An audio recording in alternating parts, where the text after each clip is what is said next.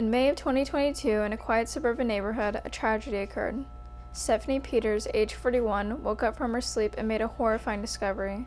Her best friend Nicole Rogers, age 42, face down and not breathing in her bed. She was last seen alive by Stephanie, her best friend, the night before when they were having a sleepover together. Stephanie called the police immediately to inform them of Nicole. When investigators arrived on the scene, they declared that the incident was a murder from poisoning. Nicole Rogers worked as a sales assistant at the local Home Depot with Stephanie.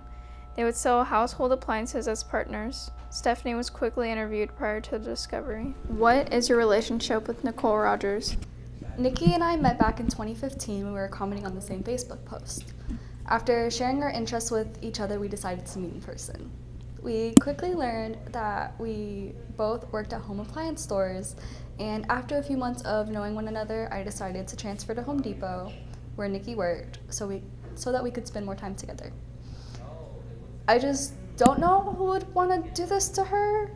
All she does is love her family and share her opinions on Facebook. I bet that if she were still alive, we'd be sitting on her porch talking about the last election. Where did you find the body? I found her dead in the bedroom next to me. We had a girls' night, and Nikki wasn't feeling good. She had a small fever and was vomiting, but convinced me it was nothing but a stomach bug. So we decided to lie down and see how she felt in the morning. She and I had fallen asleep during the movie that we were watching. What movie were you watching on the night of her murder? I don't see how that's important. Just answer the question. It was Twilight. What do you think happened to Nicole? I don't know. Everything was perfectly fine up until we ate dinner, and when I woke up, she was dead, and I don't know why or how. One last question. Your best friend was found to have consumed arsenic.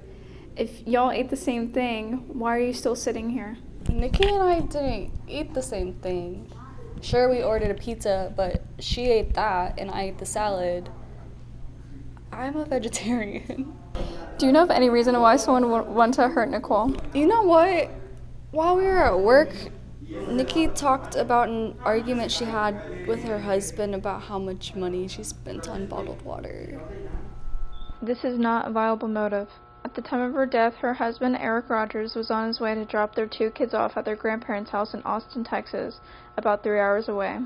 The only other suspect left in this investigation to interrogate was the pizza delivery guy. He was the only other suspect to have seen Nicole before she had died. What is your relationship with Nicole Rogers? Relationship? I'm just the pizza delivery guy. Have you or any of your co-workers tried to harm any of your customers? Why would we harm our customers? Sure, we get the occasional weird or rude one, but nothing to murder them over. Can I go? I have some pizzas to deliver. Sir, please cooperate. We're almost finished here. We found recently that the victim, aka your last customer, looked a lot like your ex-wife. Care to explain? Explain what? Just because they look similar doesn't mean that I poisoned her. Sir, we didn't mention anything about how the victim was murdered. Oh. I remember the murder of Mrs. Rogers. It seemed like any normal death because she died in her sleep, but I knew enough poisoning cases to know that it was not natural. At the scene, there were a few things that stood out to us, like how there was a pizza box with only one piece missing, which seemed strange since there were 2 people in the house. When reviewing the security tapes recorded by Mrs. Rogers' Ring doorbell, we noticed that they received a pizza delivery the night Mrs. Rogers was killed. After reviewing the tapes, we quickly identified the delivery guy as Edward Shaw, which was later confirmed by matching the fingerprints that were left on the pizza box. After Shaw was taken into custody by police, they reviewed his credit card history and found that he had purchased arsenic 2 days before the murder.